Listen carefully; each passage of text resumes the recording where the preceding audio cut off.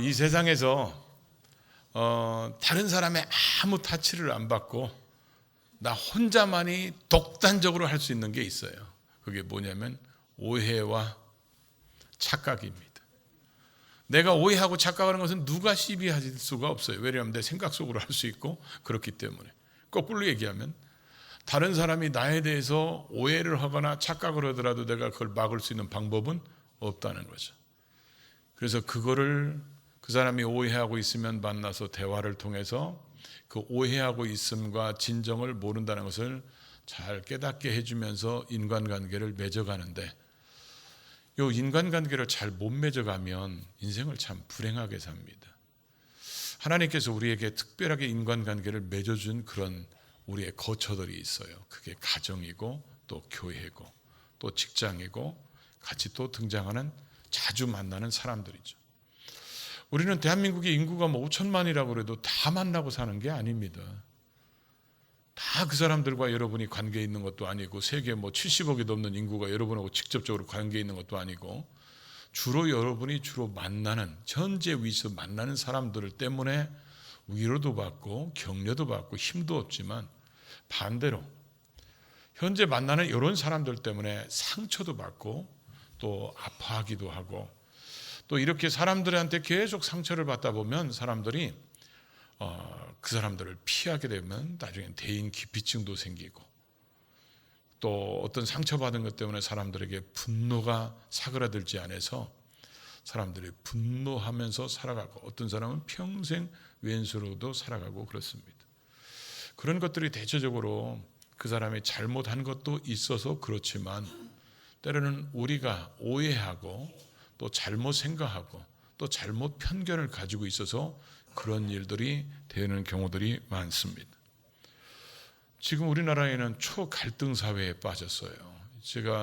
저도 이렇게 살아보면서 이렇게 나라가 좌우로 나눠진 경우도 거의 없었던 것 같아요. 아주 심각한 지경에 있는데, 둘 다 얘기 들어보면 다 나라를 위한다고 앉는 사람들이 어디가 있겠어요.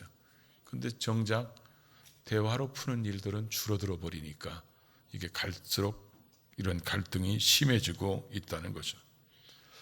우리가 인생에 살아가면서 갈등하는 일들, 또 이런 오해받을 일들, 상처받는 일들, 이것 때문에 시험받는 일들이 굉장히 많은데, 이걸 어떻게 처리하고 사느냐에 따라서 원만한 삶을 살아갈 수도 있고 불행한 삶을 살아갈 수도 있다는 것입니다.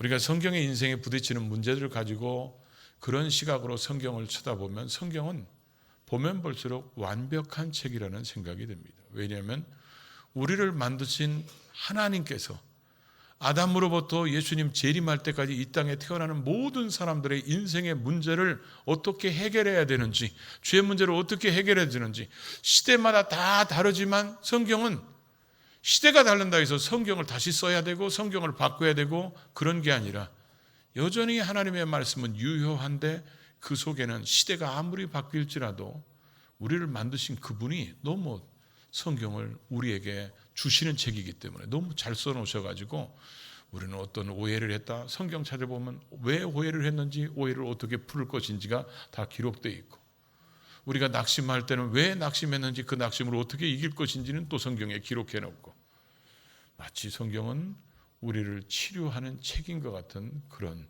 모습을 많이 보게 됩니다. 우리가 지난 1년을 살아오면서 인간관계 속에서 화평하게 살아온 사람들은 대체적으로 행복하게 살았다고 자기 인생을 평가할 수 있을 겁니다. 어떤 분들은 자기 인생을 불행하다고 평가하는 사람들도 있을 거예요. 내가 그런 일만 없어도, 그런 왼수만 안 만났어도, 그렇게 그 사람이 그런 말만 안 했어도 이렇게 되지는 않았을 텐데, 이런 일들이 우리의 삶 속에는 죽을 때까지 계속 되기 때문에 우리가 오늘 말씀을 통해서 이제 새로운 해를 맞이하는데, 이거 털어버리지 않으면 여전히 2020년도 똑같은 해가 될 확률이 아주 높다는 거죠. 오해한 것 때문에 상처받고, 이것 때문에 시험 들고, 그래서 분열되고 섭섭하고 미워하고 증오하고 저주하고 비난하고 불평하고, 그 사람이 하자는 모든 일에는 비협조적으로 나가고, 그러다 보니까 본인도 불행하지만 본인에게 그렇게 하는 그 사람들도 서로 불평해지는, 그래서 교회가 굉장히 이기적인 교회가 돼버리고 가정이 굉장히 이기적인 가정이 돼버리면, 가정과 교회가 이기적으로 돌아가면 세상은 종말이 옵니다. 우리가 어디 가서 위로받았겠습니까?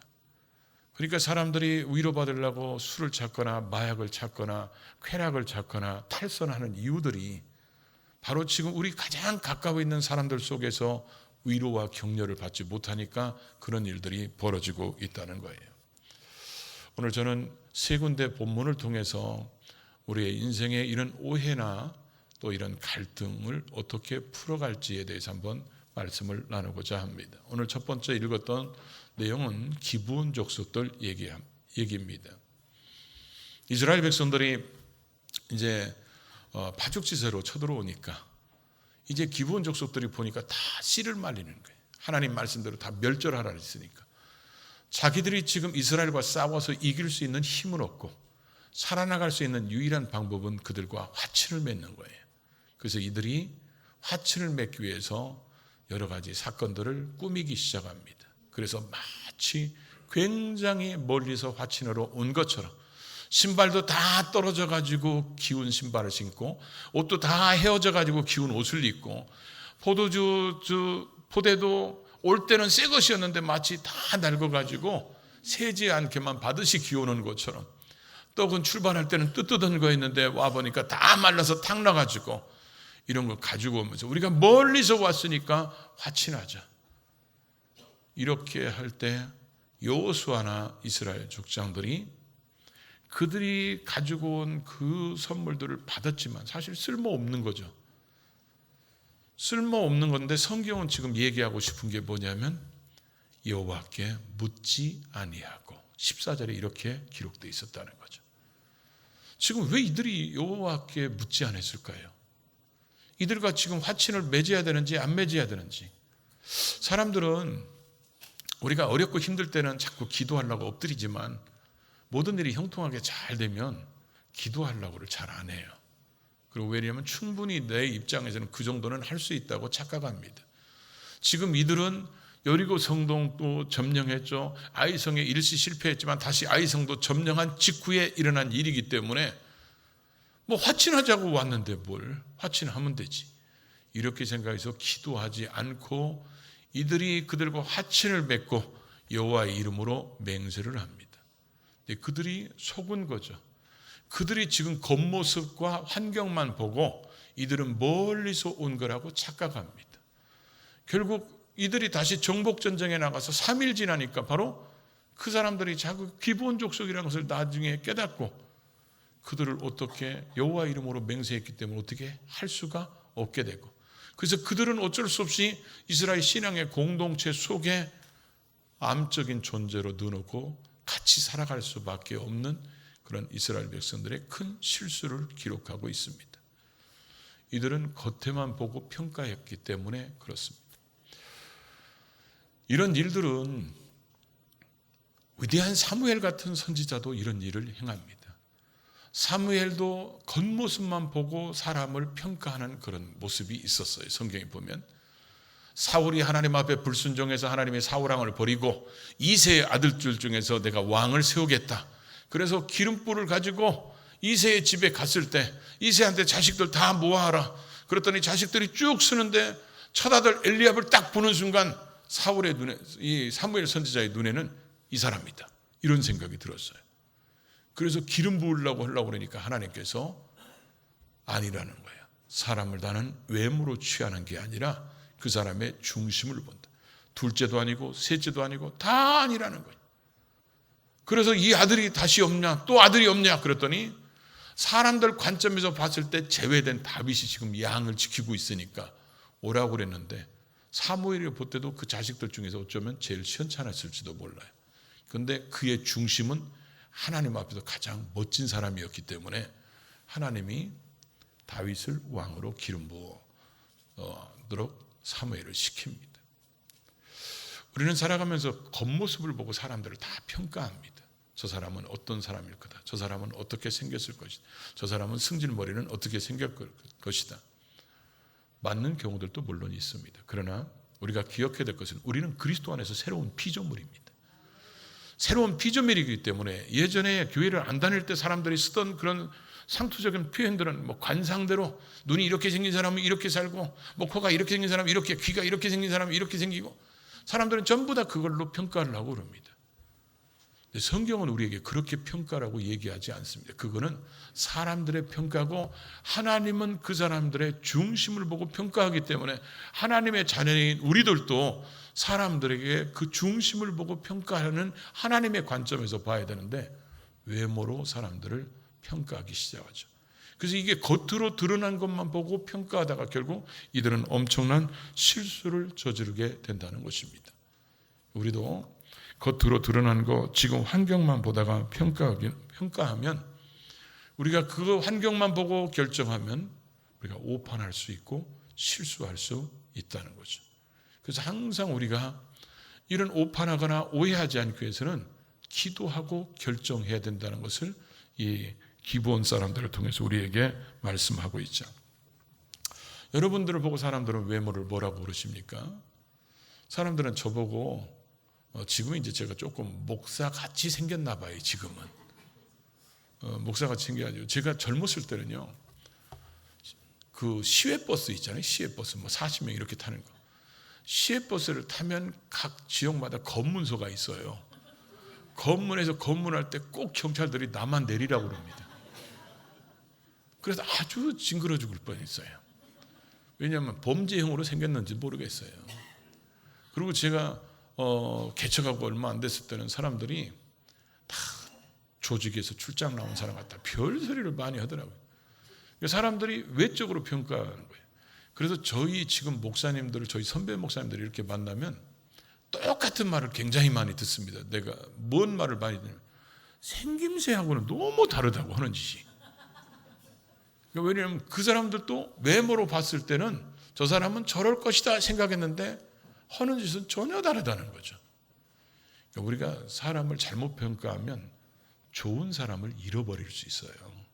하나님이 여러분에게 특별하게 붙여준 사람인데 그런 외적인 것만 보고 평가하다가 좋은 사람, 하나님이 보낸 사람을 놓칠 수 있다는 거예요.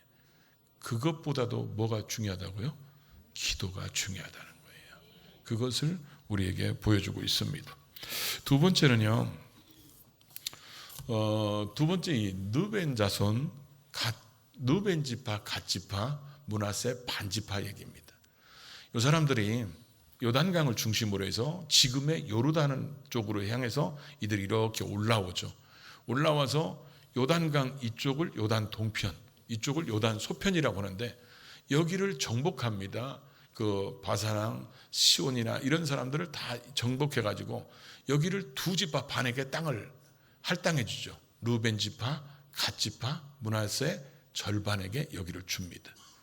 그래서 이들은 자기 그 가족들을 여기다 놓고 요단강을 건너서 요단 서편의 정복 전쟁에 참여하게 됩니다.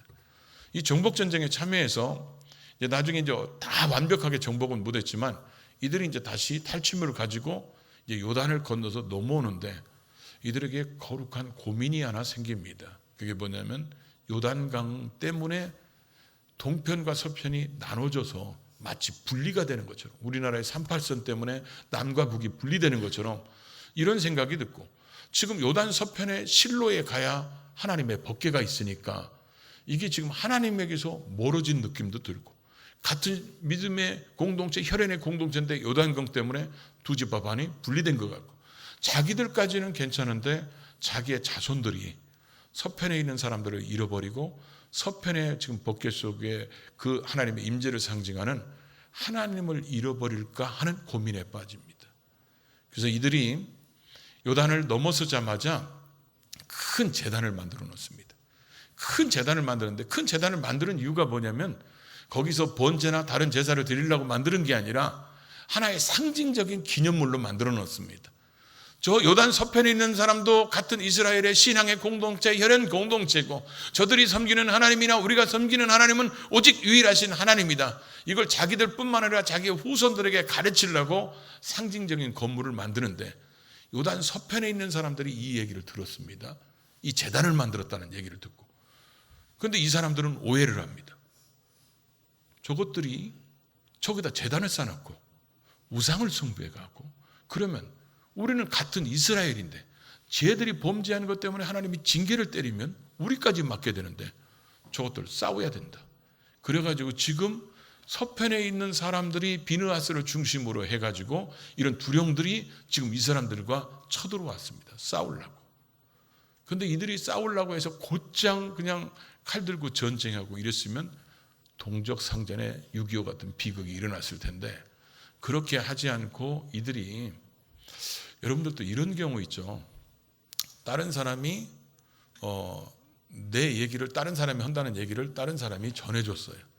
그 얘기를 들으면 여러분들이 화가 나가지고 어떤 분들은, 용감한 분들은 쫓아가죠. 쫓아가서 이렇게 얘기해요. 네가 나한테 그렇게 얘기했다는데 왜 그랬는지 얘기는 한번 들어보자. 이렇게 얘기를 한번 들어보자. 그러면 이 사람의 진심을 확인해서 오히려 자기가 오해했고 중간에 있는 사람이 잘못 전했다는 것을 알게 돼서 오해가 풀리면서 더 돈독해지는 사이가 될 수도 있어요. 가끔 사람들은, 지난번에 어떤 분이 그런 얘기를, 악의적 편집이라는 말을 쓰더라고요. 누가 말을 할 때 이렇게 쭉 하다가 요 얘기하고 쭉 얘기를 했는데 요걸 싹 잘라버리고 요것만 딱 내보내면 이 사람을 마치 죽일 놈, 도둑놈, 나쁜 사람, 이렇게 만드는 악의적 편집을 하고 악의적 말을 하는 사람들, 이런 얘기를 한번 하더라고요. 그런 것처럼 사람들은 다 잘라버리고 자기가 이 사람이 속 뒤집어질 얘기만 주워다가 할 수 있거든요. 그러다 보면 이 사람은 오해를 하는 거예요. 그 지금 이 루벤 지파, 갓 지파, 므낫세 반 지파가 거룩한 하나님을 향한 열정을 가지고 했는데 이 사람들은 완전히 오해했어요. 오해였는데 이 오해가 뭘로 풀렸어요? 대화로 풀렸어요. 대화를 하다 보니까 이 사람들 마음이, 이 사람들이 쭉 설명해서 2차, D차, 앞차 싹 설명을 하니까 너무 좋은 거예요. 야, 너희들 어떻게 그런 마음을 가질 수 있었느냐. 그래가지고 너무 기뻐가지고 오해가 풀려가지고 돌아갔어요. 서편 사람들이 그 다음에 이 제단을 볼 때마다 얘기하는 사람이 아무도 없어. 왜냐하면 오해가 풀렸기 때문에. 우리 인생 속에서요, 이렇게 말 잘못하거나 행동 잘못하거나 뭐 이런 것들 때문에 오해가 쌓이면 만나서 대화해서 풀으면 되는데, 이 오해를 그 사람들 마음에 가지고 있는 본심을 이해하지도 못했으면서 엉뚱한 사람 말만 듣고 오해해가지고 미워하고 증오하고 나쁜 사람, 이렇게 하는 경우들이 인생 속에 굉장히 많습니다. 왜냐하면 나쁜 인간들이 있거든요. 중간에서 이간질하고 사기치는 이런 사람들. 이들도 가서 확인하지 않았다면 아마 요단강 중심으로 해서 나눠 살았을지도 몰라요. 완전히 나눠 살았을지도. 근데 이들이 가서 얘기하니까 이 오해가 풀리게 됐다는 거죠. 그래서 옛날에 개콘 프로에 이런 거 있었죠. 대화가 필요해. 대화가 필요합니다. 사람들이 부부간에도 대화를 안 해가지고 남남처럼 사는 사람들이 있어요. 교회 안에도 삐져가지고 여기 앉아 있으면 그 사람 꼴보기 싫어서 저쪽에 앉는 사람들. 그래서 교회에 왔는데도 부부가 따로따로 앉는 사람들은 그럴 가능성이 아주 많아요. 그러니까 봉사하기 위해서 따로따로 앉는 건 모르면, 아니면 그렇지 않으면 어지간하면 같이 앉는 게 좋습니다. 그래서 그들이 그런 것들이 상처가 있었을 때 서로 대화를 해서 풀어야 되는데 그거를 안 풀었다는 거죠. 그래서 이렇게 오해를 하니까 서운하고 섭섭하고 상처받고 소외감 갖고, 그러니까 이게 사람과의 관계를 다 깨버리는 거죠. 소통의 부재는 오해의 공장이 될 수 있어요. 소통을 안 하면 계속해서 오해가 오해를 낳고 계속 그렇습니다. 이 오해가 이해로 바뀌면 되거든요. 오해가 이해로 바뀌면, 이게 단어는 별거 아니잖아요. 오해하고 이해하고 3밖에 차이 안 나는 것 같아. 오해, 이해. 근데 이 오해가 이해로 바뀌면, 여러분들이 예를 들어서 어떤 사람 얘기를 들었어요. 여러분에 대해 안 좋은 얘기를 들었어요. 지가 뭔데? 그러다가 나중에 이 사람 어떻게 만나게 됐고 얘기를 들었어요. 그러니까 이 사람의 본심을 확인하고 진심을 확인하니까 흥하고 응은요, 그 위에 하나 붙은 거 하나 때문에 완전히 다릅니다. 그건 오해가 이해로 바뀌었다는 거죠. 우리에게 하나님이 만남을 주셨는데 그 오해가 이해로 오해할 일들은 엄청 많아요. 죽을 때까지. 그런데 이 오해할 일들이 이해로 바뀌면 서로 격려하고 서로 그러면서 다듬어지고 위로해주고 이렇게 사는데 왼수 취급하는 거예요. 그래서 그 왼수 취급에서 네가 이 교회를 나가든지 내가 나가든지 다시는 말도 안 섞고 쳐다보지도 않고 그러면 이 사람의 인생이요 굉장히 행복합니까? 그렇지 못합니다. 사람은요 우리가 좀 없으면 없는 대로 살면 돼요. 제가 옷걸이가 괜찮아서 그렇지 이 옷이 굉장히 비싼 거거든요. 옷걸이가 괜찮으니까 옷도 굉장히 좋아 보이죠. 이게 거금 5만 원 주고 산 거예요. 이게 와이셔츠가 5만 원짜리예요. 그래도 명색이 맞춘 거예요. 그래서 5만 원, 10만 원이에요. 구두는 제가 축구하러 갔다가 축구로 온 팀, 주최한 팀에서 하나 줘가지고 얻어 신었어요. 이거 신었다고 거룩한 말 한번 쓸게요. 그렇다 해서 제가 인생이 쪽팔리거나 그러지는 않습니다. 왜냐하면 없으면 없는 대로 살면 되는 거예요. 아니 돈이 없으면 없는 대로 먹으면 되는 거지. 근데 사람과 관계 속에서 오해하고 상처받고 이러면요 이 분노를 참기가 사람들은 다 쉽지가 않습니다. 그러니까 자기 인생을 자기가 망가뜨리는 사람들이 있어요. 이것 때문에 가정을 망가뜨리고 이것 때문에 교회를 망가뜨리는 거예요. 하나님이 그거 하라고 거기 보낸 게 아니잖아요. 그거 하라고 부부간에 만나게 하고 그거 하라고 교회 식구를 만나게 하신 게 아님에도 불구하고 이 오해 때문에 상처받고 시험 들고 이것 때문에 사람들이 자기 주변을 다 부시는 거예요. 이게 어리석은 모습이고 그 인생이 하나님이 주신 인생을 불행하게 사는 건다는 거예요. 그래서 대화가 필요해요. 옆에 앞뒷분하고 인사 한번 해요. 우리는 대화가 필요합니다.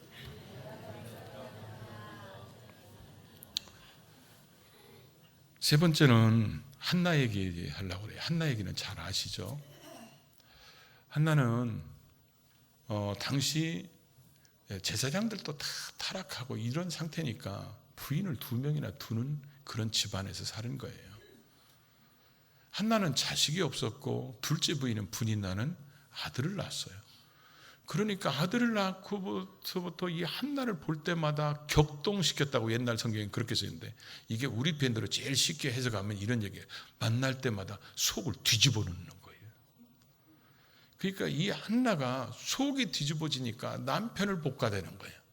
근데 남편은 한마디로 이런 얘기예요. 내가 하나님이냐? 내가 당신을 그렇게 사랑해주고 당신에게 분깃도 더 주고 근데 자식 낳는 건 내가 할 수 있는 게 아니라 하나님이 오셔야지. 그러다가 나중에 안 되니까 기도하러 옵니다. 근데 성경은 한나가 이 자리에 오기까지 하나님은 계속 기다리고 계셨어요. 왜 그러냐면 하나님께서 한나의 태를 닫았기 때문에 못 낳았다고 기록되어 있기 때문에 한나가 기도의 자리에 와야 그 태의 문이 열리는데 이 사람은 지금 분인나 탓하고 남편 탓하고 그러면서 기도의 자리를 안 오니까 자기 인생이 괴로운 거예요. 그러니까 기도의 자리로 딱 오니까 얼마나 이 사람이 이 분인나가 복화됐으면 마치 엘리 제사장이 볼 때 술 취한 사람처럼 입술은 움직이는데 소리가 나지 않고 마치 엘리 제사장이 오직 있으면 술 취한 여자로 이렇게 마치 한이 맺힌 여자처럼 가슴에 쌓인 상처나 이 고통이 너무 커서 말이 안 나오는. 그래서 우리 복음성가 표현대로 빌리면 작은 신음소리 같은 이런 입으로는 나오질 않는데 그 신음소리 같은 소리를 내면서 하나님 앞에 자기의 아픔을 호소하고 있는 이 엘리 이 한나를 볼 수 있죠. 이 한나를 보고 엘리 제사장이 얼마나 힘들면 저렇게 기도할까 그러면서 안수기도 하면서 축복기도 해줬으면 얼마나 좋을까요? 엘리 제사장이 성경에 나오는 제사 중에서도 제일 영역 없는 사람 중에 한 사람이거든요. 엘리 제사장이 와서 뭐라고 얘기했죠? 언제까지 술에 취해 있겠느냐? 포도주를 끊으라고. 기도하는 한이 맺힌 것처럼 기도하는 여자한테 와서 책망을 하면서 혼냅니다. 그때 한나의 마음이 어땠을까요? 만약에 여러분이 지금 너무 힘들고 아파가지고 지금 여기서 기도하고 있는데 제가 여러분을 보고 언제까지 술 먹고 교회에 올라오는지 당장 술 끊어라 그래가지고 막 동네 사람 다 듣게 큰 소리로 얘기하면 여러분은 반응이 어떨 것 같아요? 물어볼게요. 1번 삐져가지고 곧장 집에 간다. 그리고 전화도 꺼져버린다. 2번 같이 맞대놓고 욕한다. 왜냐하면 그럴 수 있거든요. 지금 내가 얼마나 힘들은데 아니 제사장이라는 사람이 목사라는 사람이 그것도 모르고 지금 나한테 술 쳤다고 지금 나를 지금 뭘로 보고 이렇게 얘기하냐고. 그래가지고 승질나서 한바탕 할 수도 있거든요. 근데 한나는 그렇게 하지 않았거든요. 우리가 살아가면서 저는 이 한나의 모습을 보면 창세 이후로 시험 들을 수 있는 최고의 기회가 한나였던 것 같아요. 근데 이 한나는 거기에서 시험에서 빠져서 무너지지 않습니다. 한나가 만약에 여기서 엘리 제사장의 이 책망한 말을 듣고 삐져가지고 내가 다시는 성전에 가는지 봐라. 그래가지고 엘리 저 돼지 같은 인간이 그러면서 욕하면서 그렇게 죽을 때까지 저주하면서 살았다면요. 한나에게는 사무엘이 태어나지 않았을 거예요. 이 사람이 오해를 풀어주고 제가 이렇게 기도하는 이유가 뭔지를 얘기를 해주니까 엘리 제사장이 축복의 기도가 나갑니다. 그랬더니 하나님이 그대로 사무엘이 태어나게 만드십니다. 많은 사람들이 그렇게 상처를 딱 받고 시험거리가 딱 생기면 이 시험거리를 오해를 풀으려고 대화를 통해서 풀으려고 하는 게 아니라 그냥 사람들이 그걸로 끝나버립니다. 너하고 나하고 이제 안 보면 돼. 내가 다시는 너를 안 보면 되는 거지. 이렇게 잘라버리는 거야. 본심은 그게 아닐 수도 있고 몰라서 그럴 수도 있고요. 왜냐하면 사람은 다 자기 입장에서 생각하다 보니까 상대방이 나를 입장하는 것들을 이해 못할 때가 많이 있어요. 그리고 요즘에는 엘리 제사장이 영역이 있었으면 좀 알아봤을 텐데 그렇지도 못해서 그런 것도 있고, 저도 지금은 여기서 여러분들에게 기도해주고 막 이렇게 기도하니까 여러분 속에서 막 철학기도 하다가 할 때 얼마나 간절하게 기도하는지를 못 들을 수도 있거든요. 제가 청년 때나 이럴 때는 그 밑에서 같이 기도하니까 어떤 때는 막 나도 기도거리가 있어서 갔는데 옆에 사람이 막 얼마나 큰 소리로 하는지 막 처음에는 거슬리다가 나중에 이 사람 보니까 막 눈물 흘리면서 막 이 핏대를 세우면서 기도하는 모습을 보면 내 기도는 하나도 않고 그 사람 기도만 하는 거예요. 그런 경우들이 있었죠. 여러분, 없는 사람들만 단체로 왔나 봐요 오늘.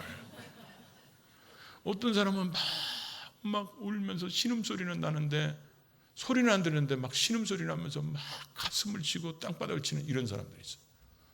그러면 내 기도를 안고 그 사람 기도를 해주고 돌아오는 거예요. 근데 요즘에는요, 그렇게 누가 기도하면 교회에 전화 와요.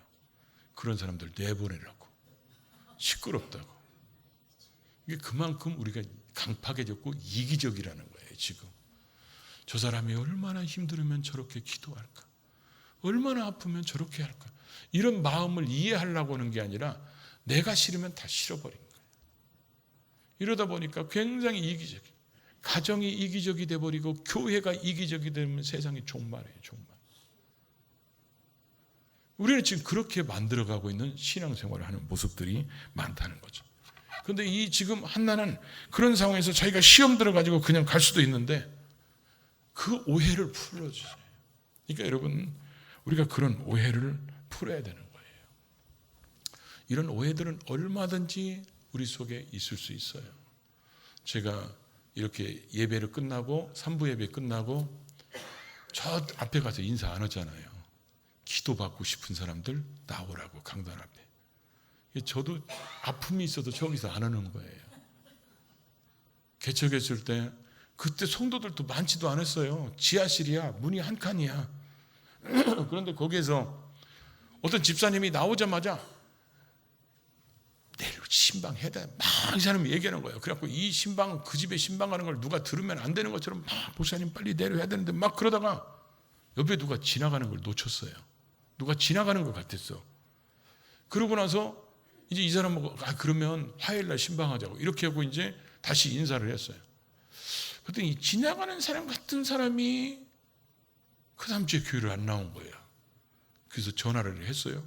전화 꺼놨어. 안 받아. 그래서 그 사람을 전도한 사람한테 전화를 했어요. 이분이 뭔 일 있는지, 어디 갔는지, 어디 아픈지, 왜 교회를 안 나왔다 그랬더니 교회 안 나온대요. 왜? 그랬더니 인사도 안 받는 목사한테는 내가 그런 교회 나가고 싶지 않다고. 그래서 제가 인사 한 번 안 받아가지고 교회 성도 한 가정 떠났어요. 근데 그 집이 또 4명이야. 개척교회 때 4명이면 얼마나 커 이게 또. 내가 그래가지고요. 그러고 나서 교회 문이 꼭 2개씩 생기는 거예요. 이렇게. 그러면 이쪽에 가서 인사하면요. 이쪽 사람들은 뭐라고 생각하냐면 우리한테 관심 없구만. 그래갖고 혼자 대본을 써요. 그래가지고 사람들이 그래요. 제가 부교육자 때는요. 제가 약간 습관이 이렇게 하는 설교하는 스타일인가 봐요. 여기 사람들이 목사님한테 항의를 한 거야. 이쪽에는 내가 맡은 교구 사람들이 많이 앉아있고 여기는 다른 교구가 앉아있기 때문에 이쪽으로 일부러 여기 보고 설교한다고. 그래가지고 그 다음부터는 이렇게 했어요. 사람들이 오해는 한이 없다는 거예요, 이게. 그런데 얘기를 하다 보면 아무것도 아닌 것 때문에 내가 왜 이렇게 멍청하게 살고 아무것도 아닌 것 때문에 왜 저 사람한테 저랬는지, 그 인간관계를 이 오해 때문에 파괴하는 이 어리석은 짓을 하고 있는 거예요. 혹시 여러분들 중에 오늘 마음에 뭐가 떠오르는 것이 있으면 그분한테 예배 끝나고 카톡 보내요. 문자 보내고, 그리고 친필로 편지 하나 써보내든지, 그리고 차 한잔 해서 풀으세요. 여러분도 힘들지만 그 사람은 더 힘들지도 모르고 인생을 불행하게 사는 거거든요. 하나님은 우리가 예수 믿고 구원받은 우리에게 성령님이 와 계셔서, 바울은 13개 서신마다 빼놓지 않고 인사한 게 은혜와 평강이 있을지어다. 하나님이 주신 그 평강, 그 하나님이 주시는 평강이 우리 속에 있는데 이 평강을 깨버리는 거야. 미워하고 증오하고 분노하고 이런 것 때문에 평강이 깨버리면 인생이 행복하지를 않아요. 신앙생활이 행복하지를 않아. 그러면 교회 와서 행복하지 않은 친구가 뭐예요? 지금 아멘도 안 하고 그러잖아요. 그러니까 우리를 그렇게 살으라고 하나님이 만드신 분이 아니라는 거야. 그러니까 우리는 오해는 자유예요. 착각도 자유지만, 그러나 오해에서 그 사람에게 미워하고 증오하기 전에 대화가 필요하고 기도가 필요하다는 거예요. 그래서 우리에게 만남을 주신 이 관계를 소중하게 만들어 가야 돼. 그래야 행복해지는 거예요. 이제 그렇게 잘못 살은 것이 2019년이면 충분합니다.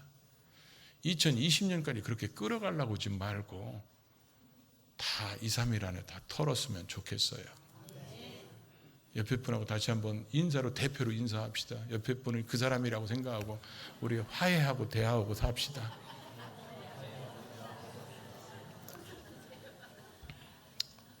하나님이 우리에게 고통스러운 삶을 살기를 원하지 않으세요.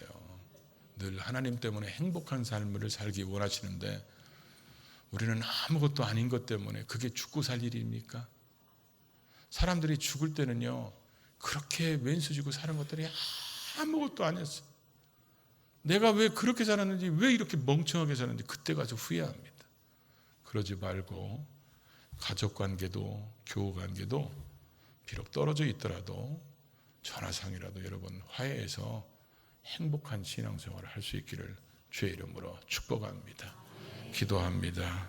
생각나는 사람이 있으면 위에서 기도하고 또 그렇게 살 수 있게 해달라 우리 다 같이 기도합니다.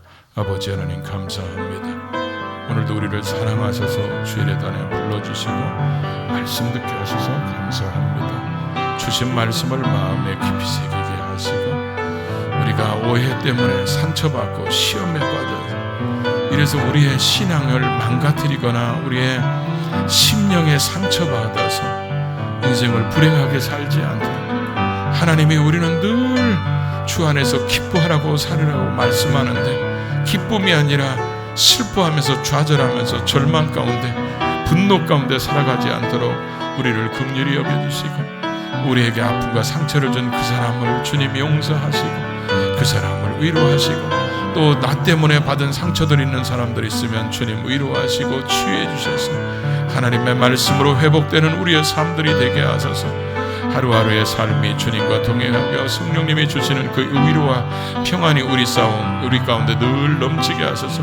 행복한 삶을 살아가는 주의 백성들 되게 하시기를 원합니다. 불행한 신앙생활 아니라 행복한 신앙생활하는 주의 백성들 될 수 있도록 우리 하나님이 지키시고 붙잡아 주시고 역사해 주시기를 원합니다.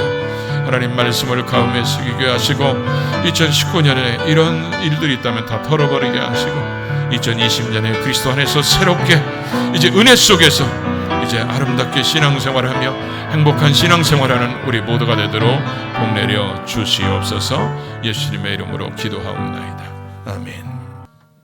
이제는 우리 주 예수 그리스도의 구속의 은혜와 하나님 아버지의 극진하신 사랑하심과 성령님의 감화 감동 내주교통 충만 역사 인도하심이 오해를 통해 상처를 받고 시험 드는 모든 과정이 인생에 많지만 기도와 대화를 통해서 해결하여 행복한 신앙생활 인생을 살기로 결심한 주의 백성들 머리 위에 또 저들의 가정생활 범사 위에 또 비전 위에 이 교회와 이 민족과 세계 복음화 위에 이제로부터 영원토록 함께 있을지어다.